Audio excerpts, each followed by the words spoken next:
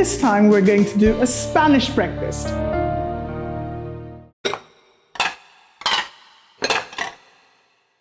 So the first thing we're going to make today is the tostada. So the first thing we do to make pan de leche is cream some butter and sugar.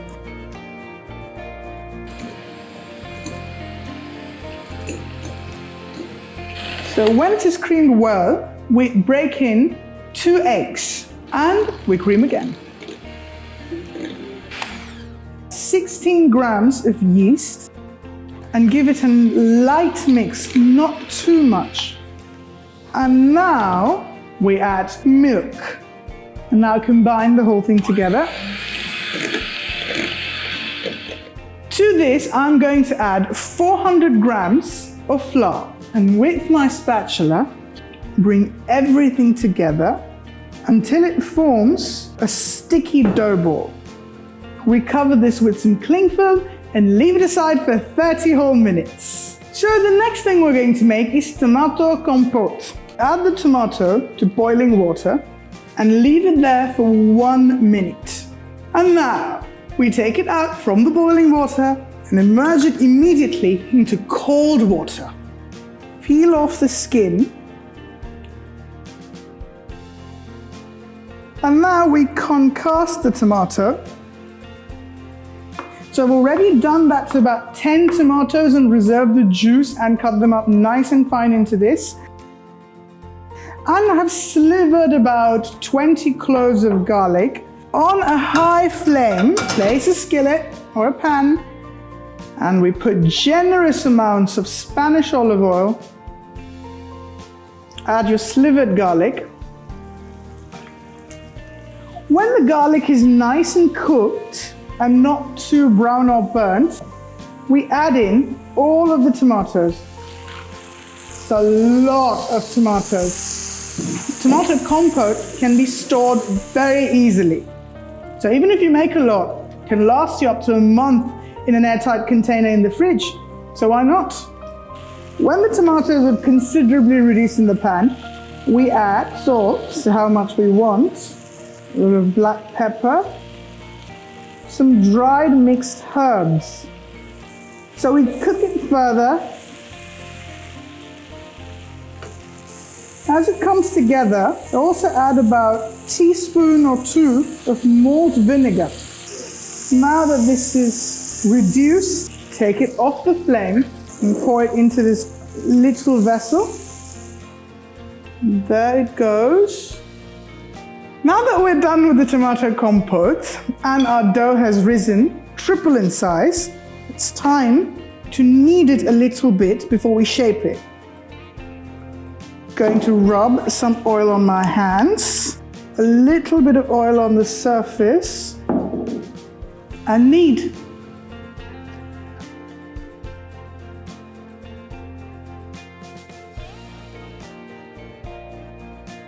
And make little buns. And now on an oven tray with a silicone mat. And now that these are done, we leave them to brew for about 15 minutes, if not less, and we wait some more. And these seem to have risen quite well, if I might add. It's time to put these in the oven. So I have preheated an oven to about 200 degrees, and now these go in for 7 minutes. Then I take them out, brush them with oil, and put them in for 10 minutes more. So Magdalenas are nothing but lemon-flavored cupcakes. So let us start with first beating the eggs and sugar together to form nice little ribbons.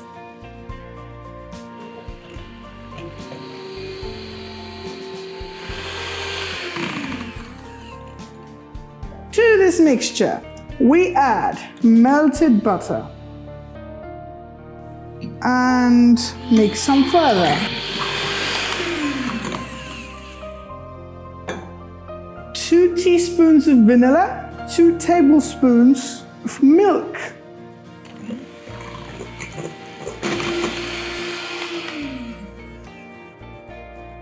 Add about 10 grams of lemon zest.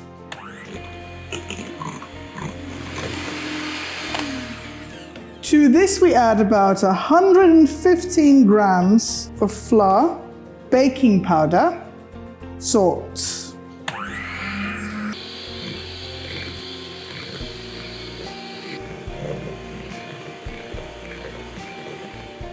Let's spoon the mixture into these.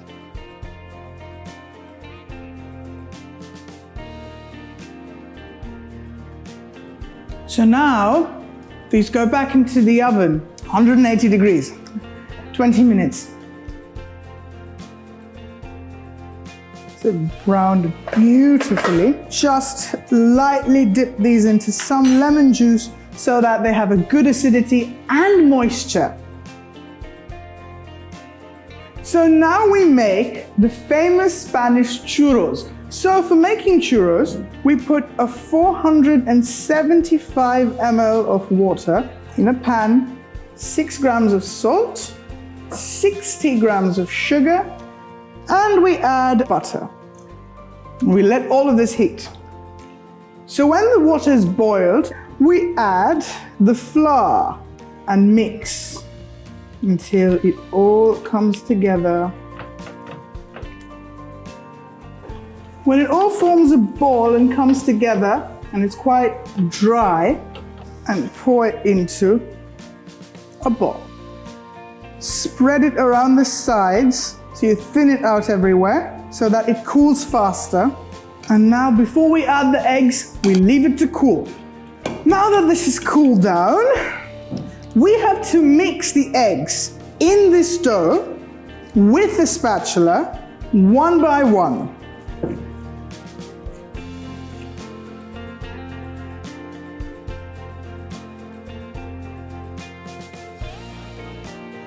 Now we transfer this done dough into a piping bag with a star tip nozzle. Press it down, there we go. Now we pipe in the churro and nicely cut it off over here. Pipe, cut.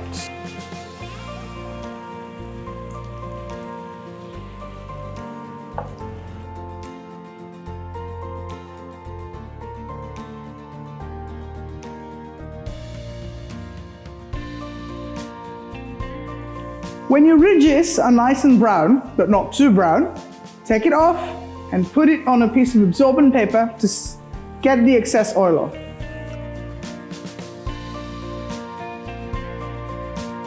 Now that we're done with heaps of churros, it's time to finish them off by rolling them in some caster sugar.